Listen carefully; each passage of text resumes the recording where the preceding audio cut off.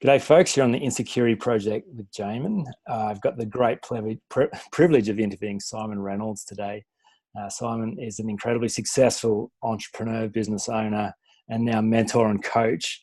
And I heard Siimon interviewed by my former business partner, Robert Holmes, maybe 5 or 6 years ago. And something so compelling about that conversation. There are bits of it that have still stuck with me to this day. His book, Why People Fail, has been a really key resource for me through my entrepreneurial journey. So I'm just stoked to have the opportunity to interview you, Siimon. So thank you for your time and welcome to the show. Oh, it's an absolute pleasure. I love what you're doing. I think it's so important, and it's a privilege to be here. That's very kind. Thank you. So let's dive straight in. And as with all my guests, I'm really fascinated about your beginning and specifically the role your parents played in shaping you as a human being. And even more specifically, the role your parents played in shaping your beliefs about yourself. You know, I'm fascinated about what it was like for you growing up in your family and your sense of confidence as a child and the role your parents played in your self-esteem growing up. Yeah, well, that is a fascinating question because as a adult, I feel I'm not sure that I could look accurately. It's so many decades ago. Yeah, sure. That's an interesting point. Is my perception of what happened actually what happened? You know, I don't know. But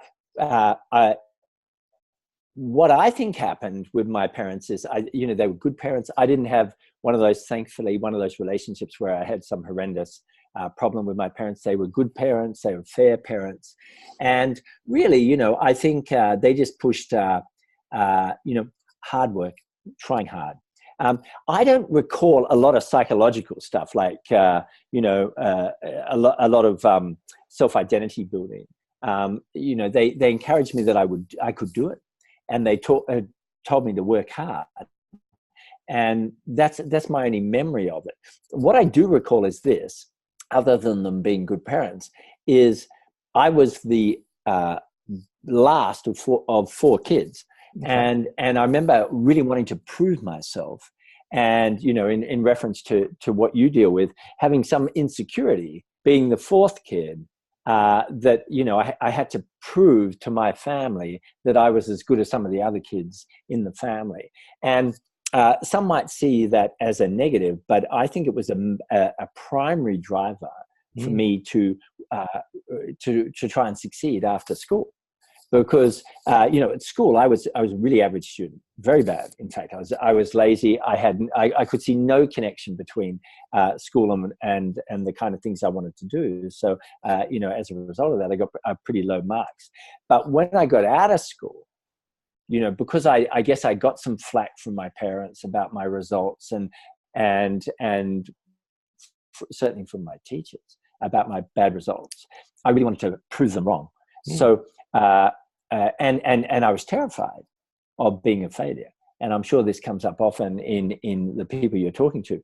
I was driven somewhat by these negative feelings. Some would say insecurity. Am I really what some people have said, that I'm not going to amount to much, that I'm not going to be much? And so that drove me forward more than the average person who may have been very satisfied with themselves. That is really an interesting point. And I love the judgment-free space that coaching is really clear about, rather than labeling things as good or bad, right or wrong, in or out. It's all around outcomes. Is this getting you what you want? Great, keep it. Is this not getting what you want? Well, then get rid of it. So I think that's such an important distinction, because my experience with dealing with people's insecurity is that people are insecure about being insecure. And so this fear of addressing it, it's like, well, that's going to make me feel bad, like I'm a bad person, there's something wrong with me. You've described a really interesting pattern, and that is insecurity can actually be a really positive driver and cause people to do extraordinary things. The issue is when that stops being a positive thing in your life and that starts impacting you negatively and costing you, well, then it's time to find a way to deal with that insecurity and find a more resourceful pattern of beliefs about yourself. So yeah, thank you for raising that. I'm glad we got to touch on that. So you started business very young, and was that still out of this drivenness to go, righto, I'm going to prove? You said, I can't. Watch this. I'll show you what I can do. both to your parents and to your teachers. Did that insecurity drive you into your early success in business? Yeah. What happened was, the first years of my career, I did very well in advertising, and then I got sacked. And to this day, I don't know why I was sacked. Right. And, it's like 30 years later or 25 years later. So I would have no problem admitting, oh, yeah, I was really incompetent back then. But to this day, I have no idea why the guy sacked me. I've got my theories, but, it was a mystery to me. But it was devastating to me. And the only way I could get a senior job, or the kind of job I wanted in advertising my career, was to open my own company. I literally couldn't find a job. It was a very public sacking, and the industry assumed, oh, this guy mustn't be very good as being a creative director, running a creative department of an ad agency. So really, the only thing I could do other than work overseas was to open my own agency, which I did with 2 partners. So once again, driven to prove people wrong. So I remember at the time I had 2 options. I had a really, really highly paid job being offered in New York to me, or I could open my own agency. Okay. And it was very exciting, the thought of working in this great company in New York at the senior level. But I had to say no to it because I couldn't stand people in my industry in Australia thinking I'd failed. So that is, once again, an insecurity, I guess, because if I'd been very secure with myself, I probably would have just done it. And that is yet another example of the insecurity being a positive driver, because if I hadn't, I think I got a much better result opening that agency in Australia than I probably would have taken the job overseas. Amazing. Okay, so have there been times where insecurity has limited you, where you felt like that it's cost you, or maybe caused you to miss out on opportunities, or had a negative impact on your health, your relationship, or your finances? Oh, yeah. I think everybody's being limited by insecurity. I believe that we don't just have a self-image, we have a series of them. So, for instance, let's take the world's richest man, Jeff Bezos. Yep. He has a very strong self-image regarding his business capabilities. Yeah. But what's he like at tango dancing? Yeah, sure. Like he might be very insecure about dancing publicly at a nightclub, for instance. So we got 20, 30 self-images. And most people, I think, don't think about that. But what we need to do, I think, if we're going to be extraordinary, is to identify a myriad of sub-self-images that we need to polish and we need to finesse so that they serve. In my case, of course, I'm the person who is, let's talk about business. The person who earns 10 grand a year is very insecure about the notion that many of them, about that they could earn 100 grand a year. The person earning 100 grand a year is insecure they can earn $1 million. The person earning $1 million is insecure and has low self-belief that they could do 10 million. And there's plenty of people earning 10 or even 100 million who don't think they're capable of making $1 billion a year. But there are some who believe they can make $1 billion a year, right? Yeah. So there's no limit to this. Just like all flowers move up towards the sun. And literally either yesterday or the day before, I noticed this little bit of grass coming up between a grill on the pavement where my car was parked, and it was endeavoring to get to the light, right? It is part, in my belief, it's part of existence. Anything that's alive is wanting to get bigger and grow further, right? And it's natural to be that way. But there's 2 parts to that. I want to move towards something great, and I want to move away something that I'm probably pretty insecure about. Sure. So insecure is the driver, and we don't know whether it's good or bad. In fact, it's not either. It's just open to the interpretation of the person, And so, am I insecure about things? Yeah, I'm insecure about a million things. The shift I might have made from 20 years ago is I'm more comfortable with the concept of being insecure. Okay. And I see it as a to-do rather than something that I just am. So I need to beat this insecurity, in other words. Yeah, sure. Do you think that's part of the journey of adulthood? So the way that I understand fully becoming an adult is kind of the ability to fill your own cup internally and resourcefully, rather than be dependent upon others to make you feel like you are okay.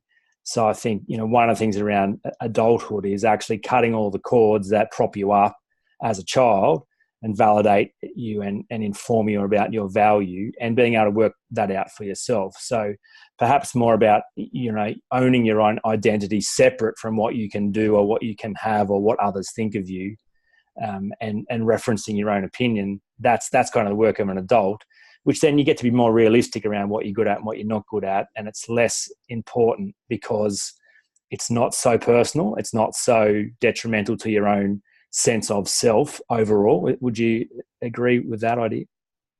Yeah, I think that's a really great distinction, and that it's a distinction that many people have not made. That I am not, for instance, let's say I want to be a cricketer.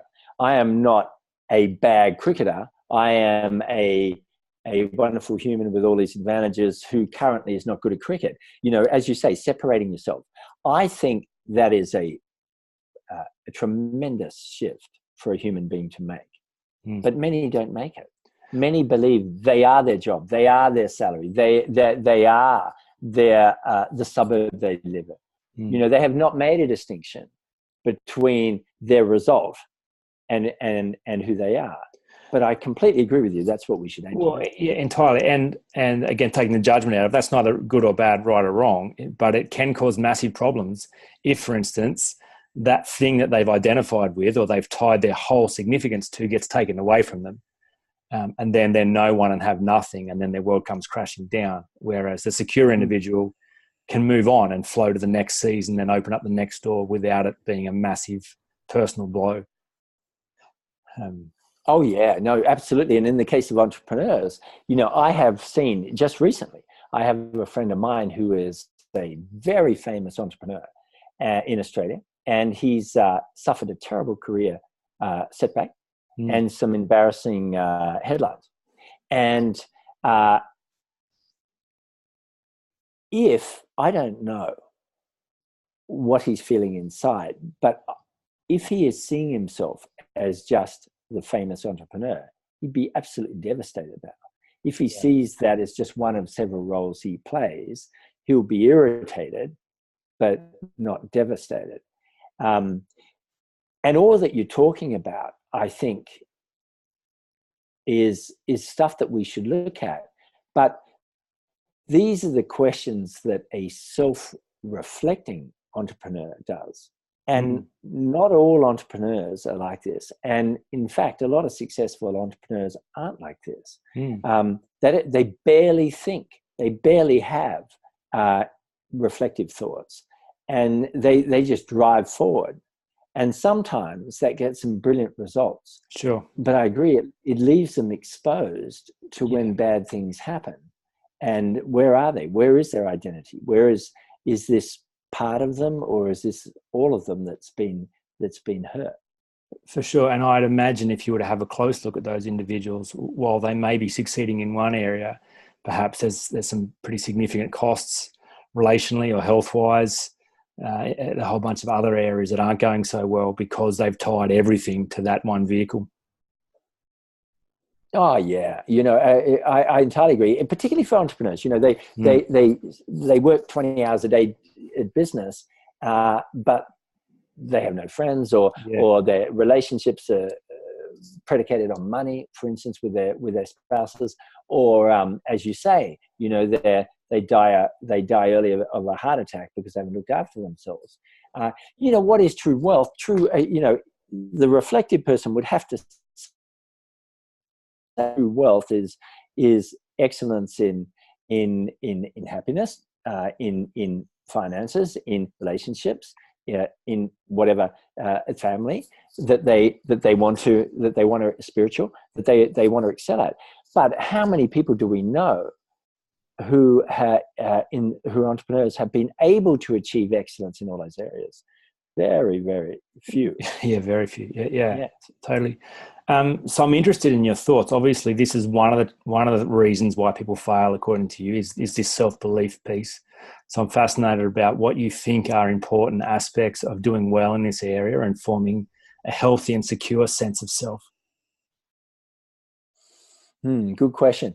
I think in order to feel good about ourselves, we must constantly be doing two things: reminding ourselves of all the good things we've done. So what I try and do, I have this little book here near my desk. At the end of each day, I write down 3 things I've done well. Sure. And I advocate, when I'm coaching entrepreneurs, I advocate that they do that, because there's so many things going wrong that if we're not careful, we can see ourselves as a whole lot of problems as entrepreneurs, rather than reminding ourselves of all the good things that are happening at the same time. So I think daily boosting of your confidence is very, very important. And then the second thing I think we need to do is we need to be moving towards a second version of ourselves. Okay. So let's say you got, John Davis, the entrepreneur. There's John Davis now, and then there's John Davis 2.0. And we need to articulate what is 2.0 of me, in this case, the John Davis guy. And what do I have to do to move towards it? So we must continuously in the present, I think, we must continuously in the present boost our confidence. Yep. And remind ourselves of the good. And then we must move towards a clearly articulated, superior version of ourselves.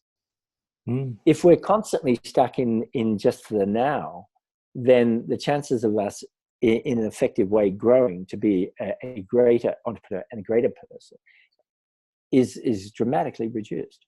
Yeah, that's really cool. You're big on rituals. I know from the conversation you had with Rob and from your book. Are there rituals that you think are really useful to do that help in build that practice? Obviously, the ritual of daily 3 things I'm grateful for, but rituals around building reinventing yourself and moving toward a better version of yourself. How do you do that practically?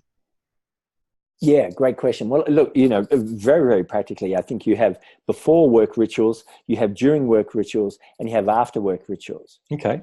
And before work rituals are about seeing who you want to be, reminding yourself of all the good things that happened yesterday. Obviously, getting fit and getting in a good mood before you start working, getting clear on your goals. Now, when I work with my clients, that's a very organized and finessed system. But I just briefly, that's what we all need to do. And then in the middle of the day, and not many entrepreneurs do this, I believe that you should return to an identity statement. Like, what is, in a sentence or two, what is how you see yourself or how you want to see yourself? And several times a day, I have a target of 3 per day. I'll come back and I'll just say an identity statement that sums up who I want to be, how I want to behave. And then I get back to work. So that's a during work ritual. And there's I'll just say, and that was the thing I heard you say to Robert 5 years ago. I don't know, again, the memory's a funny thing, but the way I think you told the story was that you would, every time you were in and out of the car, the grabbing of the steering wheel was a reminder to think about 3 words that described you on your best day, and course correct, or realign yourself with that. And those identity statements were just a point of focus around, that's right, no matter what just happened or where, good and bad, I'm coming back to this person and I'm reminding myself that's who I want to be. Is that something like how the story went? Yeah, 100%. Yeah. If we sum up 3 words which are us at our best. So for instance, you might say, well, at my best, we all have bad days. We all have good days. It doesn't matter who it is, right? Yeah. So at my best, I am hypothetically optimistic. I'm efficient, and I am kind, as an example, right? Great. Well, first of all, barely anyone has analyzed what they are at their best and summarized it into a handful of words. So number one, you do that. That sets you apart as an entrepreneur or as a human. And then second of all, you come back to it during the day and recalibrate. It's like, you know, a yachtsman is now going once again north. And you can, it only takes 20 seconds, 10 seconds to do that and recalibrate.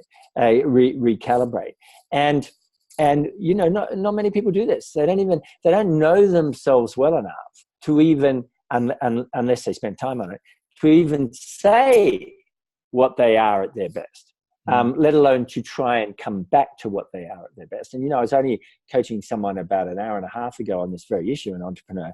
And I said, look, when we're trying to get somewhere, what we often do is we beat ourselves up because we haven't got there. But whenever you go for a big goal, it's completely normal and usual to slip, to not do it. So I say, I'm going to exercise 5 days a week, and I only exercise 2 or 0, right? Well, I could beat myself up about that. But what I realized is the most important thing to judge yourself on is how quickly can you get back on track, not whether you slipped or not. Now, most people slam themselves, most entrepreneurs, because they slipped. But no. The whole issue is how quickly can you return to how you want to be. And when you start judging yourself on that, it's a more compassionate, self-compassionate way to be. You'll be happier, but you'll also be more effective. So good. You've used the term reflective entrepreneur a couple of times. Sounds like a good book title. Is that what you would describe as the reflective entrepreneur? Someone who's able to almost step outside of their own state, observe it, notice how they're being, and calibrate how they're being now in relation to how they'd like to be being, and make the necessary adjustments to get back on track. Is that part of being the reflective entrepreneur? Yeah, that's 95% of it. And the last 5% is in a regular, systemized way. So, for instance, if the Navy SEALs go and do any operation, 100% of the time, they will sit at the end of it and review it. Yeah, right. So it's systemized. Yeah. That they review it. So yeah, we've got to be reflective. We've got to reflect back on things, but not in an occasional way. We have to do it methodically, at least daily. Wow, I love it. And then everything changes because we're awake. Yeah. I mean, another chapter in your book is not thinking. So I think that's so good, just to think intelligently about your own life, and so much around insecurity. Like I love, you know, Yoda says, "Named must your fear be, before banish it you can." Jordan Peterson says, "Be precise in your speech." And both those two things are getting very specific around the nature of the problem, the nature of what's wrong, and they come just through some reflective thinking. Like it's not that big a deal to be honest and open about what is actually at stake here, and what am I up against. And so often I agree, people don't take that time, they don't reflect, they just sail on, they mask, medicate, avoid, hope it'll just sort itself out. You know, and Peterson says, if you don't get precise around these things, they become monsters and they will destroy you. It's in naming it that you actually, you know, are so far on your way to resolving these problems. So I love that distinction around at least daily reflection on where we've been and where we're going, and the ability to course correct and get back on track. Outstanding. Thank you. Yeah, it makes all the difference. Yeah, it does. Are you familiar with spiral dynamics? It's Chris Beck and Don Cowan, or Chris Cowan and Don Beck. I don't know. I mix their surnames up all the time. Are you familiar with that framework? No, what is it?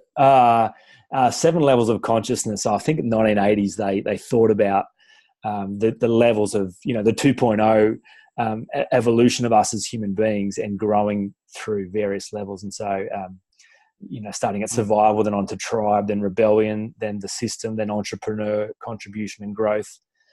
I found it such a very useful framework for thinking about where I'm at now and where I'd like to be, and specifically learning the lessons around now so that I can grow to the next level. Because if you don't learn the lessons of now, then you are ineffective in the next stage, and in fact you can't progress. So I actually had to go back and relearn rebellion because I never did that as a teenager or a young adult.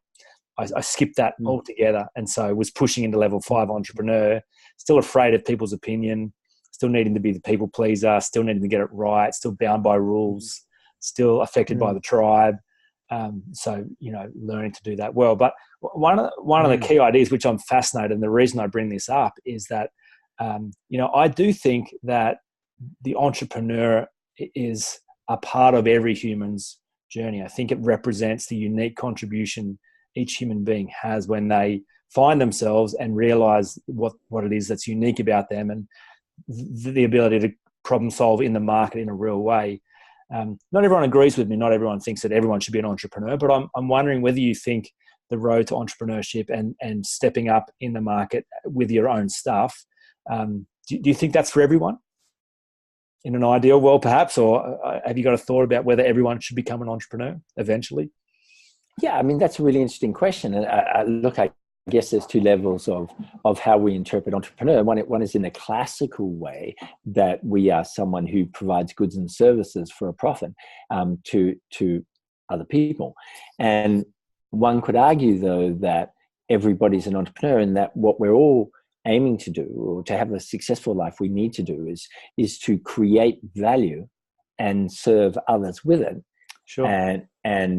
And get something back in return that is of equal or greater value. So I think that's a healthy life, because a mother, with that interpretation, a mother's an entrepreneur. She provides love, she provides sustenance, she provides security, she provides humor, from her own safety. being. Yeah, from her own being, and that's her factory. That's her company in a way. And she delivers that to serve the world. And what does she get back in return? She gets self-satisfaction. She gets self-esteem. She gets the love of the children, and many other things. So Sure. yeah, I think at that level, which is service to others, but you're not completely self-service. You're getting something back. It may not be monetary. I think everybody is an entrepreneur, and everybody should be an entrepreneur. And I think one of the best cures for depression is to stop thinking, for people to start just thinking about helping others a lot more. And obviously that's only a partial cure for a very complex ailment. But often it's a lot harder to feel sad about yourself if you don't have time to think about yourself, because you're spending so much time helping your family, you're spending so much time helping others, or, finding less fortunate people than yourself to help. And what is that? That's entrepreneurship in its own way, looking for ways to serve the community, and we get back, but not necessarily with money. So I like that angle. I think it's really interesting. I'll have to check out the spiral dynamic. Yeah, quite. There's all kinds of different versions of it, because it's an old model, but I think it's a wonderful framework for thinking. Again, reflecting around where am I now, and what are the lessons I need to learn to keep growing and keep reinventing myself. In the 2.0 version, whatever that may be, for the next season. Well, I remember 30 years ago, Zig Ziglar, the motivation guy, I remember he famously said, you can have anything in life you want if you just help enough other people get what they want. And I think not just money, but also happiness is and security, personal feelings of security is part of that. Yeah, great. So I'm interested in whether if you could recommend books that have been useful to you around this specific subject of being a reflective entrepreneur and self-belief, and tools or resources that you would recommend for people to help them on the journey of being secure as a human being and not attaching their identity to what they do, so that they can actually have that description of wealth that you described before. Any books that come to mind?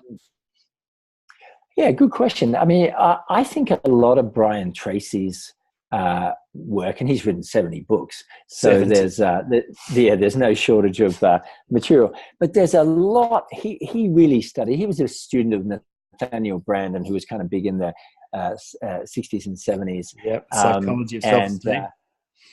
Yeah, very good. Yeah, yeah. Um, and uh, and I think Brian Tracy has a lot of very practical systems for creating a new self-identity and becoming a more secure person. And he admits himself he was very insecure and he had very low self-esteem, and really systematically turned himself around. And there's one quote of his that I think of often, and I think is very, very true, that all improvements in life start with an improvement in your mental pictures. Your mental So pictures. it's only when you start mentally picturing yourself living a better life that things begin to change. And I've thought about that often, and I think it's really true. If you look at someone who's stressed, they have a lot of pictures of themselves in stressful situations. Or if someone who is feeling poor, they're always picturing things to do with being poor. Now, someone watching this might say, well, so they should. They're Yes. poor or they're stressed. But that is the problem, is that they're not giving themselves an alternative picture. And as soon as you start imagining an alternative picture, you begin moving towards it. So I think Brian Tracy's a great guy for that. That's good. So good. It reminds me of what I think is Stephen Covey's greatest contribution to the realm of personal development, and that's his observation of the spiritual law, I think he calls it, that everything is created twice. And so, the current results are just the second creation for what you already created in your mind, either by design or by default. But those mental pictures, that's the first creation. When you in the unseen world, you come up with these visualizations and these concepts about you as a person. Those things manifest in your reality. And so the ability to have new mental pictures is kind of first creation work for a very different future, a more ideal future. So yeah, that's beautifully put. And I think that in today's world, after Covey died, social media came. And I think part of the problem, the many problems of an obsession with social media, is a lot of people are spending so much time looking at Instagram or looking at Facebook, and their emphasis is on their consciousness is looking out to others rather than focusing and creating pictures for themselves. And so they end up with these consumers of other people's pictures for themselves rather than developers of their own pictures for themselves.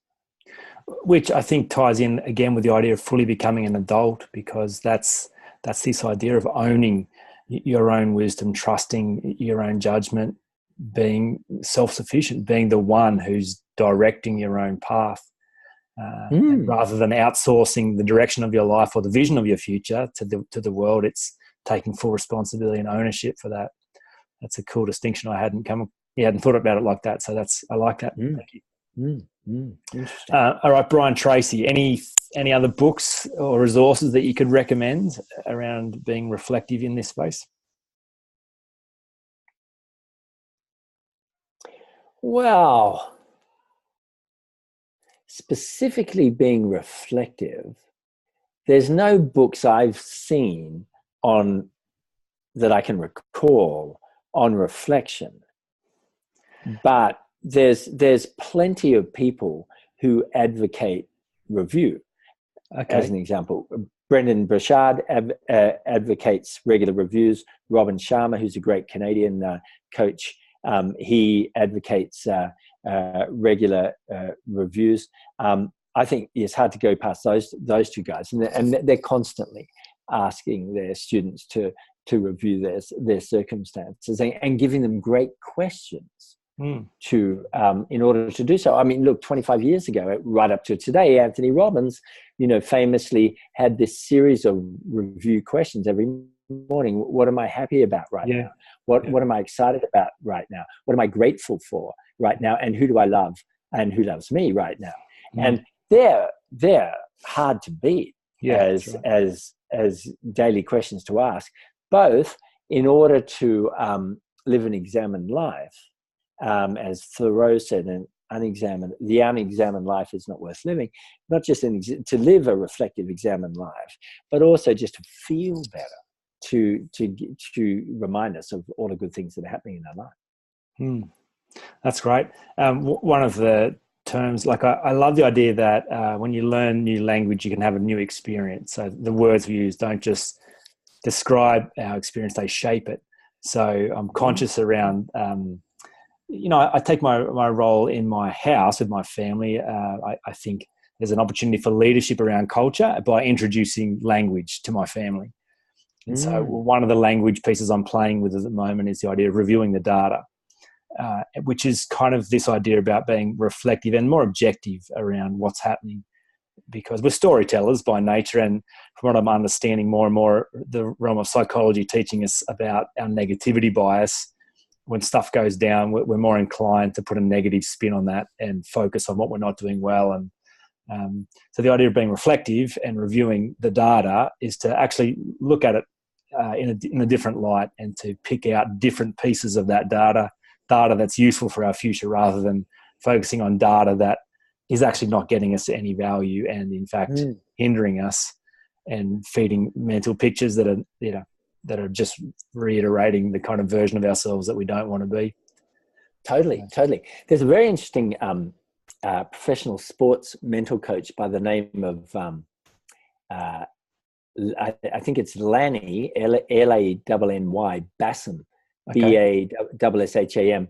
And he says exactly that. He's got all these Olympians and pro golfers and stuff that he's working on their minds. And he was a great Olympian as well.